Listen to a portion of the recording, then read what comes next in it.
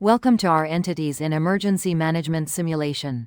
Get ready to enhance your skills by navigating through critical scenarios in emergency response and preparedness.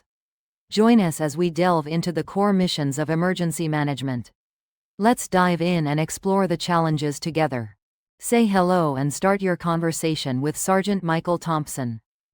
Hello there. I'm Sergeant Michael Thompson, with 15 years of experience in emergency management. I appreciate you joining us today. We're here to discuss the importance of emergency preparedness. Let's start with an essential concept, the tiered response system. It's a method where emergencies are addressed based on their severity. For instance, if we have a minor traffic incident, our local police department can handle it. But in the case of a large-scale disaster, like a hurricane, we'd need assistance from state and federal entities. Can anyone here think of a potential emergency in our area? Great. Could you please share your thoughts? What kind of emergencies do you think we might face in our community? Absolutely, that's a crucial aspect of the tiered response system.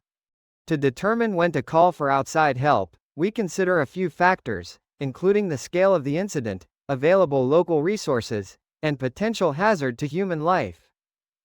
For instance, a major earthquake would immediately warrant state and federal assistance due to its potential for widespread damage and casualties. It's all about ensuring the right resources are available at the right time to handle the emergency effectively.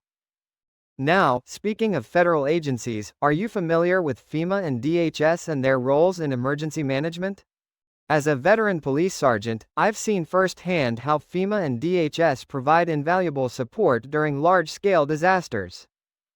FEMA can provide everything from emergency shelter and food to financial assistance for rebuilding.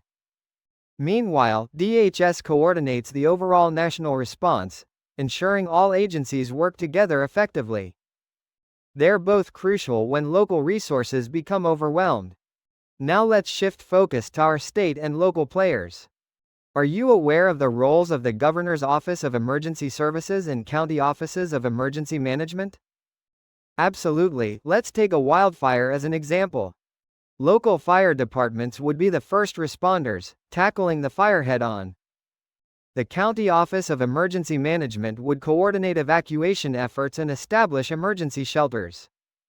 If the situation escalates, the Governor's Office of Emergency Services would request assistance from state and federal partners, which might include additional firefighters, equipment, and resources from FEMA.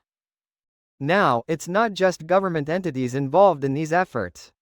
Can anyone think of a non-governmental organization that contributes significantly during disasters? Absolutely, NGOs like the Red Cross and Salvation Army are always looking for volunteers. Volunteering not only helps those in need during emergencies but also strengthens our community's resilience. Remember, we're all in this together. The power of community is key in managing and recovering from emergencies. Do you have any questions about specific agencies or resources available to our community?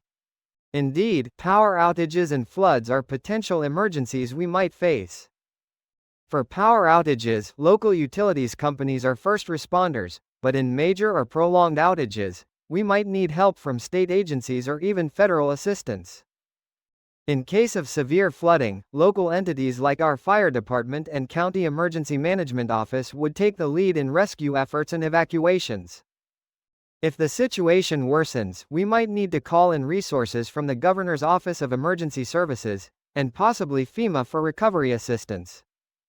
It's a collaborative effort to ensure the safety and well-being of our community. Would anyone like to ask more about the response system or specific agencies? All right.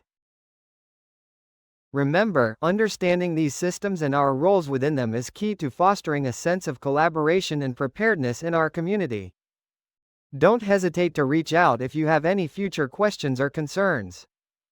Let's all stay safe and look out for each other.